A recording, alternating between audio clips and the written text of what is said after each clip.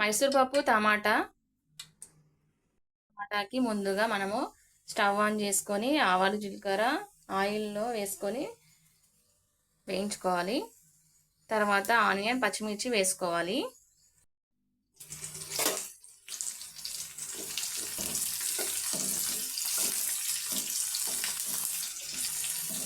ఈ విధంగా కొంచెం ఆనియన్ మగ్గాలి. తర్వాత అల్లం వెల్లుల్లి పేస్ట్ వేసుకోవాలి.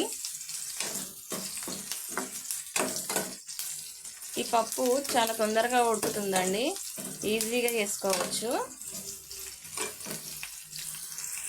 అల్లం వెల్లుల్లి పేస్ట్, పసుపు వేసుకొని కలుపుకోవాలి.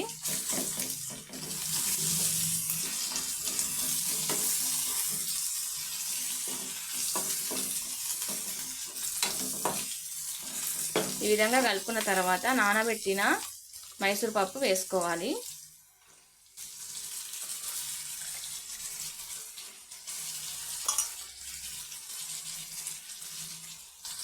దీన్ని మిక్సీ చేసుకోవాలి.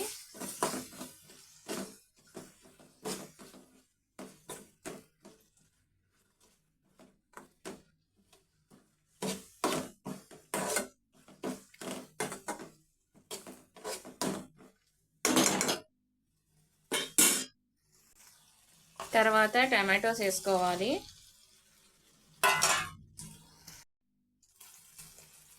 రుచికి తగినంత సాల్ట్,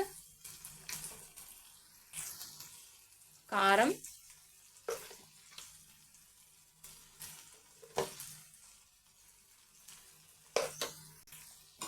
ఇదంతా కలిపి మంచిగా నూనెలో మగ్గనివ్వాలి.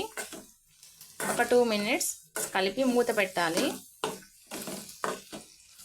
ఉప్పు కారం అనేది మంచిగా పడుతుందండి పప్పుకి. ఈ విధంగా కలుపుకున్న తర్వాత మూత పెట్టాలి.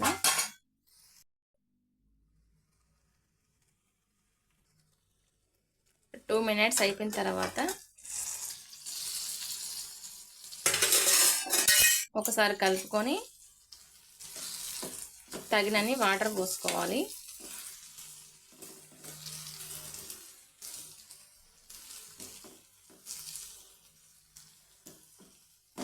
టమాటా కూడా కొంచెం మగ్గింది.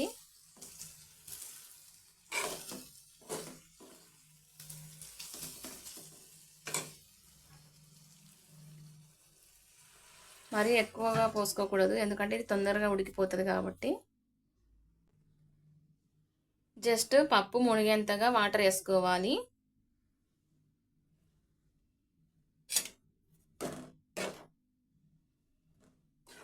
ఈ పప్పు అనేది కొంచెం తొందరగానే ఉడికిపోతుందండి, చాలా బాగుంటుంది టేస్ట్గా.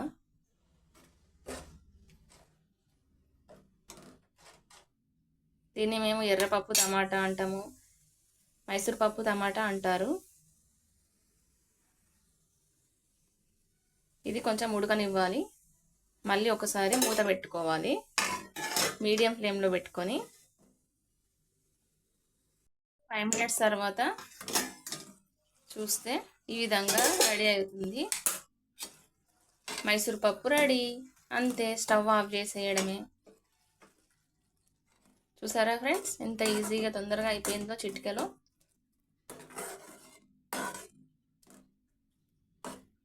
రైస్లోకి, చపాతీలోకి, పూరీలోకి అన్నిటిలోకి బాగుంటుంది.